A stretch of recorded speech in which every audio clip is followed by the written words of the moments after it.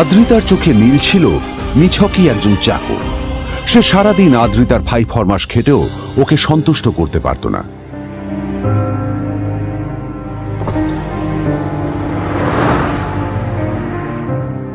এত কিছুর পরেও কেন একজন ধনী বাবা তার মেয়েকে গরিব ছেলের সাথে বিয়ে দিলেন?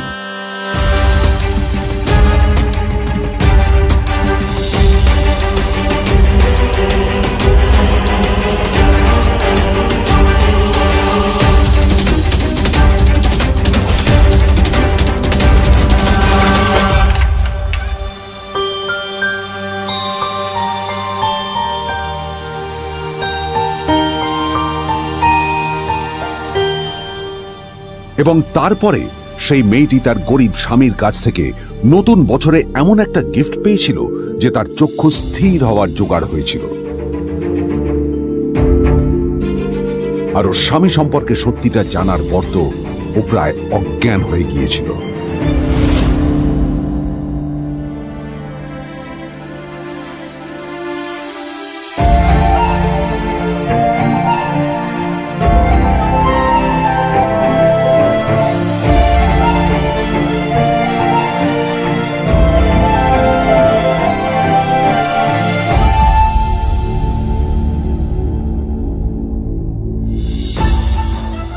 আমার বাবা সবচেয়ে বড় ভুল করেছে তোমার মতো একটা গরিব ছেলের সাথে আমার বিয়ে দিয়ে।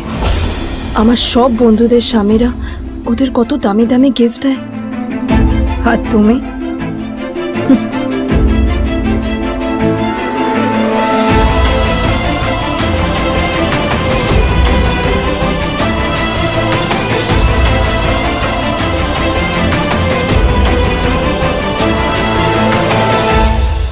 আদ্রিতা তার বাবার কথায় নীলকে বিয়ে তো করেছিল, কিন্তু ও শর্ত দিয়েছিল যেন বাড়ির বাইরের কেউ না জানতে পারে যে নীল ওর স্বামী।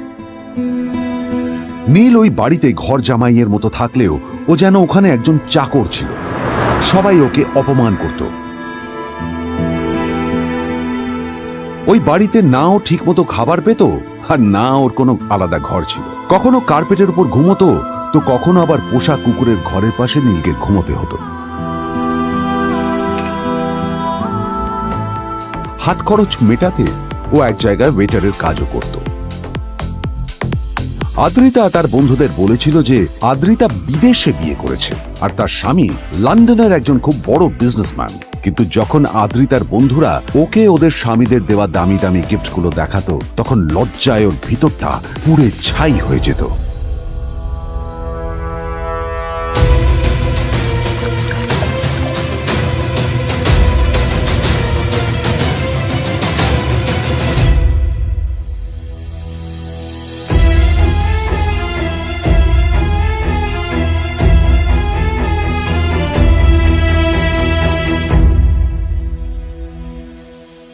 এই যে শোনো, নিউ ইয়ারে আমার একটা গিফট চাই তোমার থেকে। আর গিফট যেন দামি হয়, হ্যাঁ, মানে খুব দামি, কয়েক লাখ টাকা। ওকে? কয়েক লাখ টাকা? কিন্তু অদ্রিতা, এত টাকা আমি একসাথে কখনো দেখিনি। তোমাকে এত দামি গিফট আমি কি করে দেব? এটা তো তোমার বিয়ে করার আগে ভাবা উচিত ছিল। একজন পুরুষ মানুষ হয়ে নিজের স্ত্রীর এইটুকু ইচ্ছা তুমি পূরণ করতে পারবে না? স্ত্রীর এই কথাগুলো নীলকে আহত করে। নিঃশব্দে ওখান থেকে চলে যায় নীল।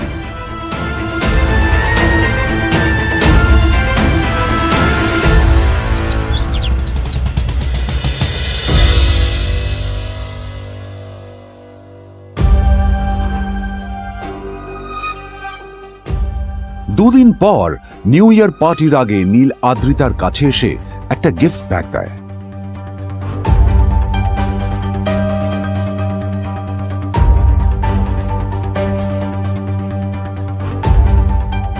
আদ্রিতা মুখ বেজার করে বাক্সটা খুলল, তবে তারপর বাক্সের ভেতরে গিফটটা দেখতেই ও চমকে গেল।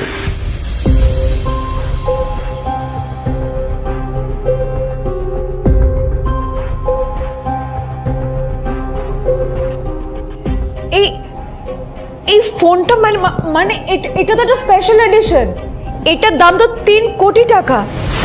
তুমি এটা পেলে কোথা থেকে? আসলে আসলে এটা অরিজিনাল নয়। আমি ওই ফোনটারই একটা কপি এনেছি।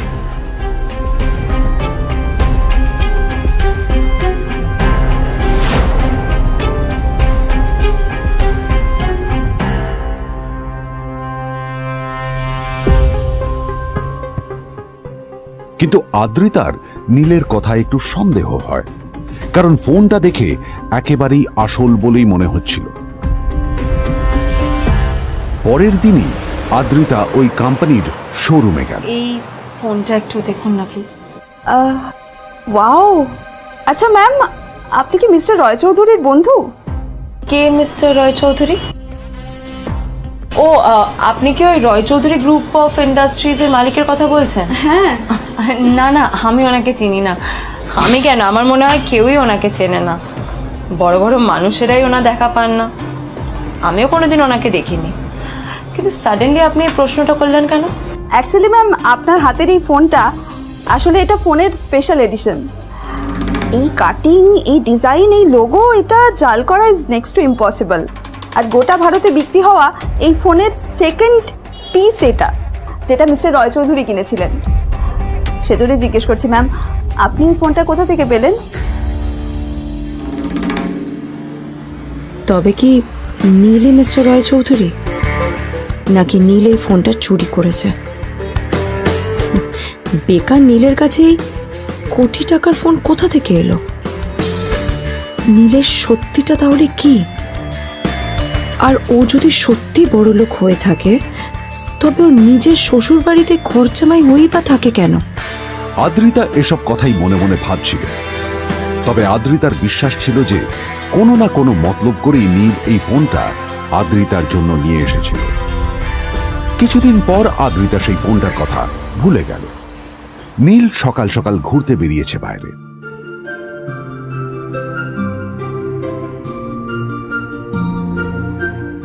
কটা বাজে রে? আমার খুব লেট হয়ে গেছে, বুঝলি? তোরা খেল, ঠিক আছে? তোরা খেল, আমি আসছি।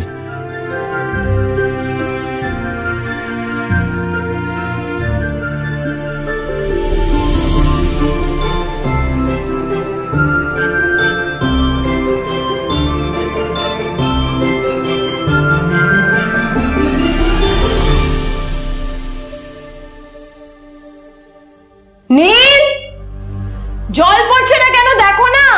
নীল, নীল,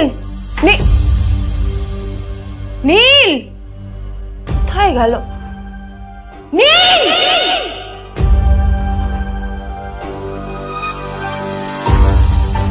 নীল, নীলকে ডাকছে কেন বলতো? ওইদিকে বাড়িতে আদ্রিতা আর চিত্রা আশ্চর্য হয়ে গেল যে নীল হঠাৎ কোথায় উধাও হয়ে গেল। মা তোমাকে কিছু বলে গেছে নীল? হ্যাঁ, কোথায় গেছে ও? না, আমি ওর কোনো খোঁজ খবর রাখি না। এবার একটা কথা মনে হচ্ছে, ওকে না এবার একটু শীতে করতে হবে। একটা কাজে যদি আসতো ছেলেটা, যখনই কোনো কাজের কথা বলি ভ্যানিশ হয়ে যায়। আমি ওকে বলেছিলাম R&B গোল্ডেন ডায়মন্ডস থেকে আমার সেটটা নিয়ে আসতে, আনেনি। আনেনি। আজকেও ভালো করে অফিসে নিয়ে যাব, ভ্যানিশ হয়ে গেল। কোথায় গেল কে জানে। আমার ভাগ্যে জুটেছে এরকম একটা ছেলে। দিদি, তুমি কেন বিয়েটা দিয়েছিলে আমাকে? এটা আবার কি বলছিস? আমার কি দোষ? দেখ, ওই অসভ্য ছেলেটার সাথে বিয়ে দিতে চাইনি। যা করেছে তোর বাবা করেছে, এটা আমার কোনো দোষ। তখনই হঠাৎ নীল সেখানে এসে উপস্থিত হলো, কিন্তু ও দুজনকে উপেক্ষা করে ভিতরে চলে যাওয়াই শ্রেয় মনে করল। এই যে লাট সাহেব ফিরলেন রাজকার্য করে। এদিকে এসো, তোমার ফাঁকিবাজির আলোচনাই এখানে চলছে। মা প্লিজ থাক, মা থাক, ভাল লাগছে না। এমনিতেই অফিসের জন্য আমার লেট হয়ে যাচ্ছে, আর বিজন আমার ওয়েটও করছে। বিজনের নাম শুনেই নীলের মুখটা ফ্যাকাশে হয়ে গেল। আদ্রিতা নীলকে উপেক্ষা করেই বলল, আরে যে এই ছেলেটার মতো আর একটা ফাঁকিবাজ না তুমি পাবে না। তুমি কেন দাঁড়িয়ে আছো? এই যে শোনো শোনো শোনো শোনো, দাঁড়িয়ে আছো কেন? তোমাকে আমি বলেছিলাম R&B গোল্ড ডায়মন্ডস থেকে সেটটা তুলেছো, তোলোনি তো। এইটা চাই না আমার। তুমি আমার সাথে অফিসে যাবে, ফেরার পথে তুমি সেটটা নিয়ে আসবে। তোমার জন্য সবসময় লেট হয় অফিসে, তোমার জন্য। বিরক্ত লাগে। আর ব্যাগটা নিয়ে ওর পেছন পেছন কোথায় যাচ্ছ? যাও দিয়ে ওখানে রেখে এসো।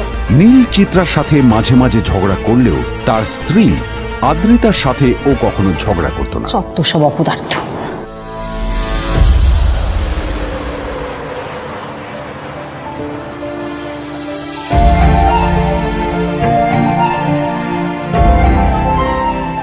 কিছুক্ষণের মধ্যেই তারা আদ্রিতার অফিসে পৌঁছে গেল। আদ্রিতা গাড়ি থেকে নামতে নামতে দেখলো যে তার কাছে অনেকগুলো ফাইল আছে। নীলের দিকে তাকিয়ে ওকেই ফাইলগুলো নিয়ে ভেতরে আসতে বলল। চলো, হা করে দাঁড়িয়ে আছো কেন? ফাইলগুলো নিয়ে ভেতরে এসো।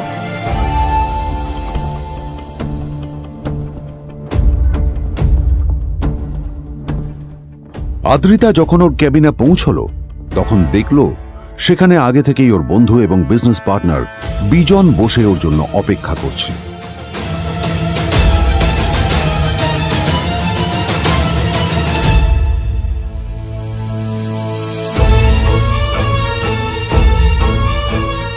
কোথায় ছিলে বলো? আমি 1 ঘন্টা ধরে তোমার জন্য এখানে ওয়েট করছি। এই লোকটার কি কোনো কাজকর্ম নেই? 1 ঘন্টা ধরে বসে আমার স্ত্রী আদ্রিতার জন্য অপেক্ষা করছে। সরি বিজন, আমি খুবই দুঃখিত যে বাড়ির কিছু লোকের জন্য না আমার সবসময় লেট হয়ে যায়। আদ্রিতার কথা শোনার পর বিজনের 1 ঘন্টা অপেক্ষা করার অভিযোগ 1 মুহূর্তের মধ্যে মিলিয়ে গিয়েছিল। কি হলো, হাসছো কেন? লটারি পেলে নাকি? লটারি? হ্যাঁ, তুমি আসা মানে আমার কাছে লটারির থেকেও বেশি দাম। তবে তার থেকে কিঞ্চিত কম দামি একটা গিফট আমি তোমার জন্য এনেছি।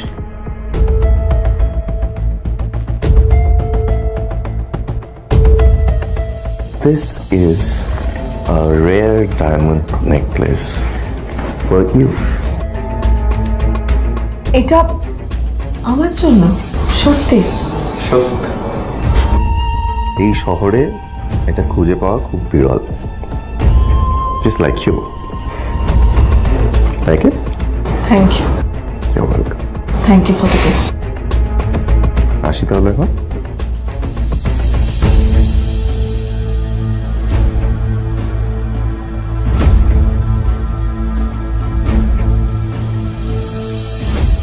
আদ্রিতা, আমি আজ পর্যন্ত তোমাকে কোনো রকম উপদেশ দিইনি, কিন্তু আজ আমি তোমাকে বলতে বাধ্য হচ্ছি। এই যে এই লোকটা তোমাকে শুধুমাত্র ইমপ্রেস করার জন্য একটা নকল সস্তার হীরের গয়না দিয়ে গেছে। এরকম একটা লোকের সাথে তোমার মেশা উচিত না। ভবিষ্যতে কিন্তু তুমি বিপদে পড়বে।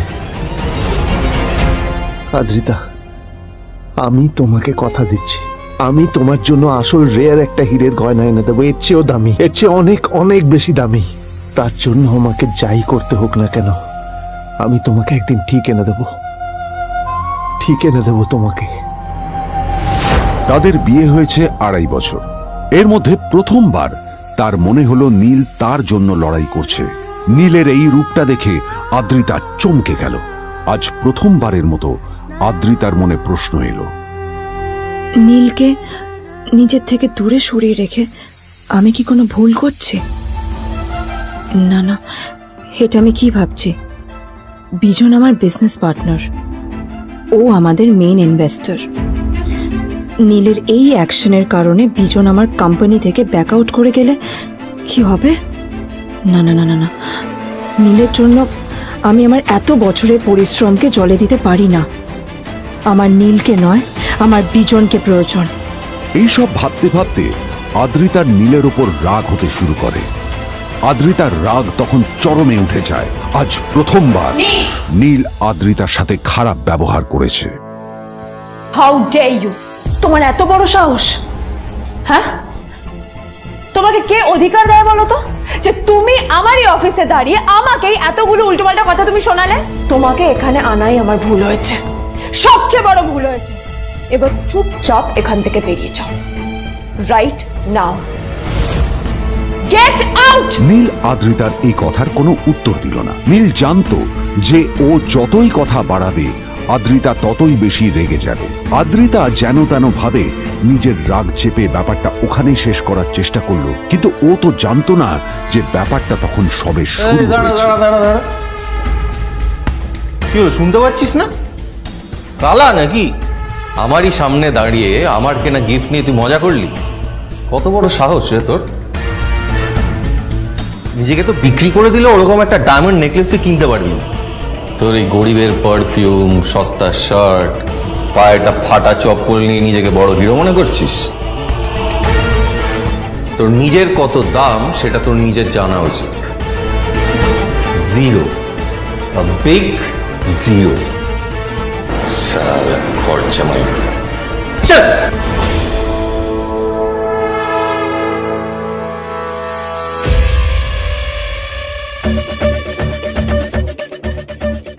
নীল তখনও ঝামেলা করার মেজাজ ছিল না, কিন্তু যখন কেউ অন্যের নীরবতার সুযোগ নিতে শুরু করে তখন কথা বলাটা প্রয়োজন। নীল আঙুল তুলে পেছনের দিকে ইশারা করে। প্রথম কথা, ওই যে ওখানে দাঁড়িয়ে আছে, ও আমার স্ত্রী।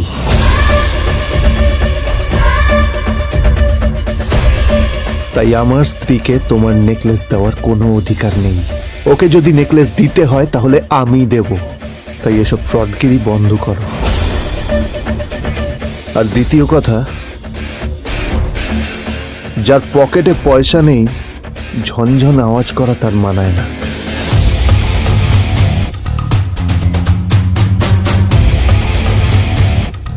নীল বিজনকে তার সোয়াগ দেখিয়ে বেরিয়ে গেল।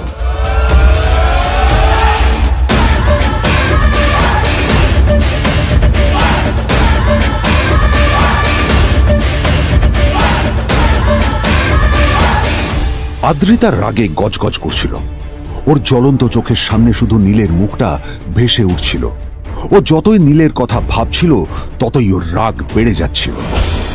গত কয়েক মাস ধরে আদ্রিতার কোম্পানির অবস্থা একেবারেই ভালো ছিল না। আদ্রিতা তা সামলানোর আপ্রাণ চেষ্টা করছিল। কি যে করবেও সেইটাই বুঝে উঠতে পারছিল না।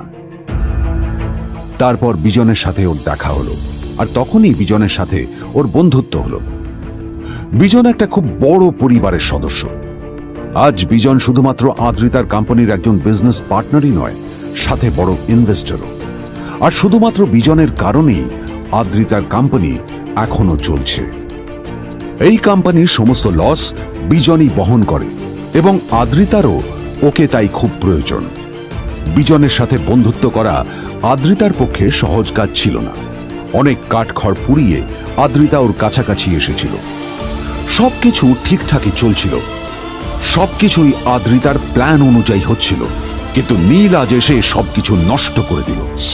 জাস্ট কি দরকার ছিল বুঝতে পারছি না। কি দরকার ছিল নীলের বিজনকে এতগুলো কথা শোনানোর?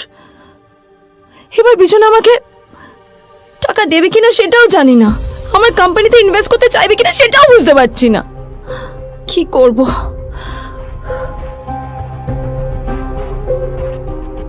এখন আদ্রিতা ওকে কিভাবে বোঝাবে? ভুল করে যদি বিজন ওর টাকা ফেরত চায় তবে আদ্রিতার কোম্পানি সেন কর্পোরেশন খুব বড় সমস্যায় পড়ে যাবে। তারপর কি হবে? সেন পরিবারের দেখভাল কে করবে? এইসব ভাবতে ভাবতে আদ্রিতা নিজের উপরেও রেগে গেল। আসলে দোষটা ওর নিজেরই। আদ্রিতা কেন নীলকে ওদের মাঝে আনতে গেল? নীলকে অফিসে নিয়ে আসারই বা কি দরকার ছিল? আর যদি সে নীলকে সাথে করে না আনতো তাহলে বিজন এখন ওর সাথেই বসে থাকতো।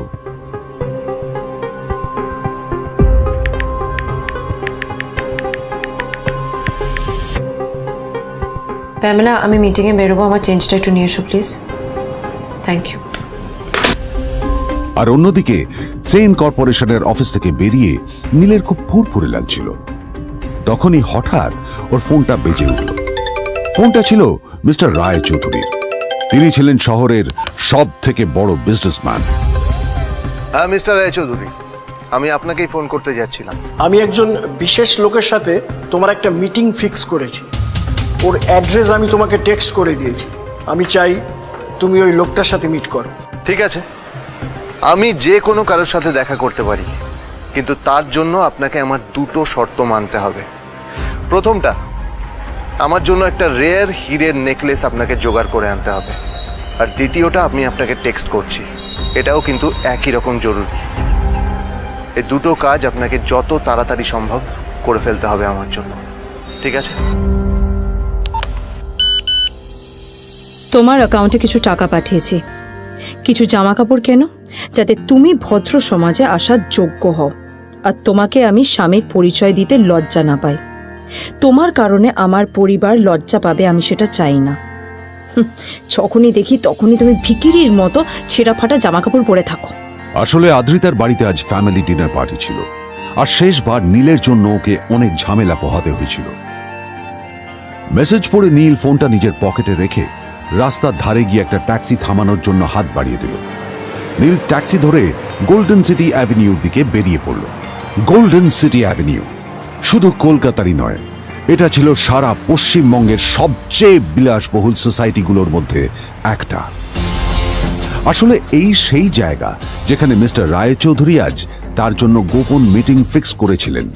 কিন্তু নীল কার সাথে দেখা করতে যাচ্ছে এ সম্পর্কে ওর কোনো ধারণাই ছিল না। যখন নীল সেখানে পৌঁছল, পুলভিলার বাগানে বসে থাকা লোকটিকে দেখে রাগে নীলের রক্ত ফুটতে শুরু করলো।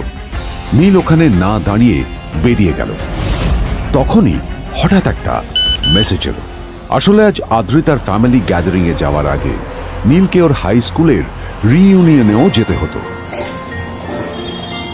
গ্র্যাজুয়েশনের পর এত বছরে এই প্রথম নীল তার কোনো কলেজ বা স্কুলের রিইউনিয়নে যাচ্ছে। এতগুলো বছরে নীল তার কোনো বন্ধুর সাথেই দেখা করেনি। নীলের তার পুরনো সহপাঠীদের কথা মনে পড়তে লাগলো, যাদের সাথে ও স্কুলে মজা করত। আজ আবার ওদের সকলের সাথে নীলের দেখা হবে।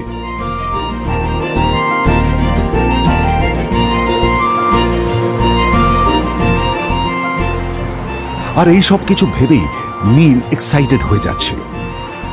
আসলে সোহিনীকে নীল তার স্কুল টাইমে পছন্দ করত।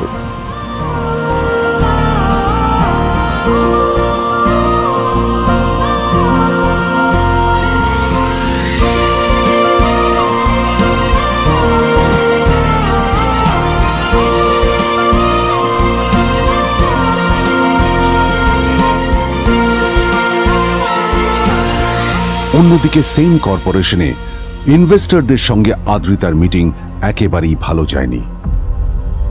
তাকে দেখে বেশ গম্ভীর মনে হচ্ছিল।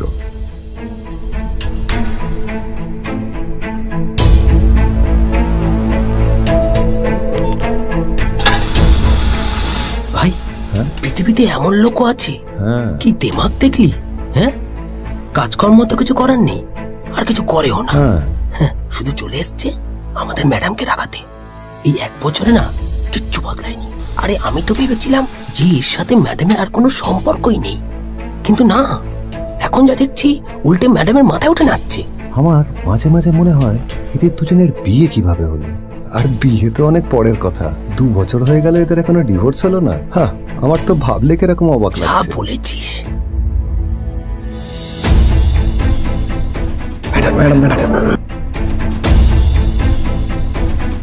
অফিসে চলতে থাকা এইসব কথা শুনে আদ্রিতার আরো রাগ হলো। আদ্রিতা ক্যাবিনে যাওয়ার পরে রাগকে নিয়ন্ত্রণ করা ওর পক্ষে আরো কঠিন হয়ে গেল। ও তখন বুঝতেই পারছিল না যে ওর রাগ কিভাবে নিয়ন্ত্রণ করবে।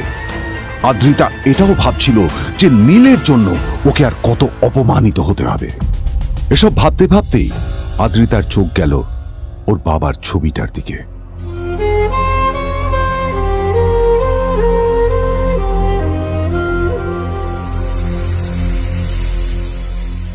আমি তো তোমার সবচেয়ে প্রিয় মেয়ে ছিলাম বাবা,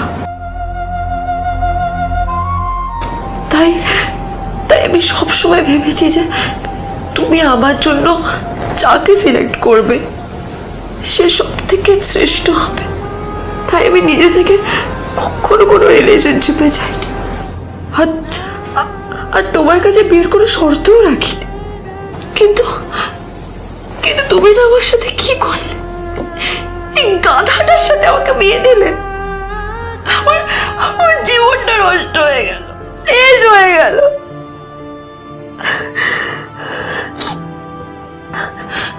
আমি যদি একটু জানতাম যে ও কিছু করে না, ঘর চাপাই হয়ে থাকবে, এইসব কাজকর্ম করে, তাহলে আমি কোনোদিনই বিয়েতে রাজি হতাম না বাবা, কোনোদিন না, কোনোদিন।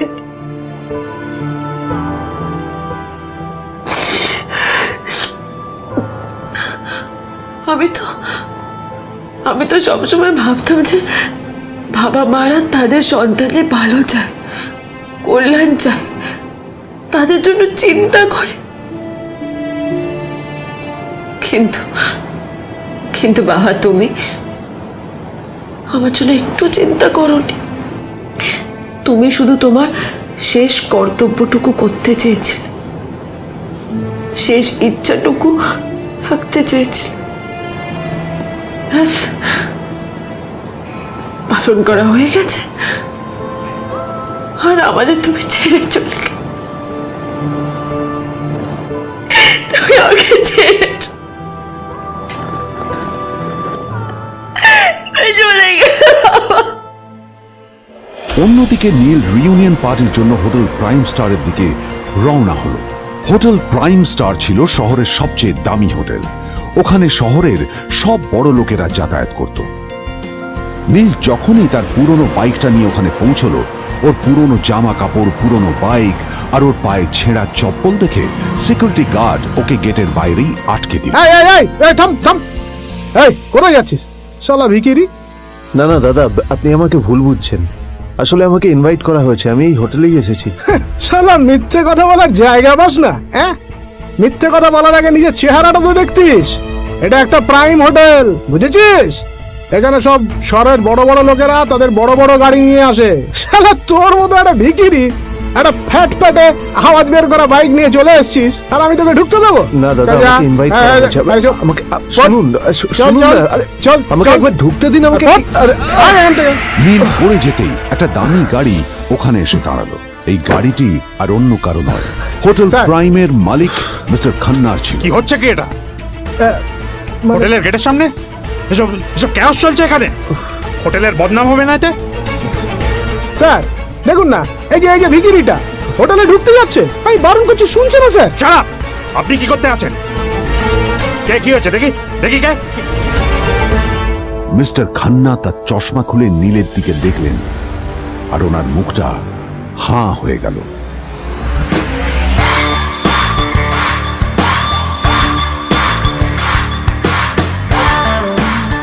নীল স্যার, আপনি?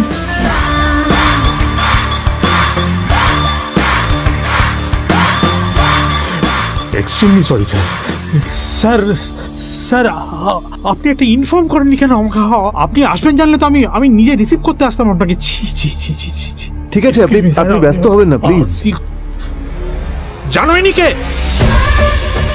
নিজের বসকে এভাবে একজন ভিখারিকে হাতে পায়ে ধরতে দেখে গার্ডটিও অবাক হয়ে গেল। আরে sir, sorry sir, extremely sorry. আপনি আমার সঙ্গে আসুন। সরি স্যার, সরি, ভুল হয়ে গেছে স্যার। সালাম স্যার। নীল কি তবে সত্যিই একজন খুব বড়লোক কেউ? জানতে পকেট এফএম এর এই সম্পূর্ণ গল্পটি শুনুন বস, দুনিয়া যার বসে, যেটা ভারতীয়রা সবচেয়ে বেশি শুনছে। বিনামূল্যে গল্প শুনতে নিচের ইনস্টল বাটনে ক্লিক করুন এবং পকেট এফএম ডাউনলোড করুন।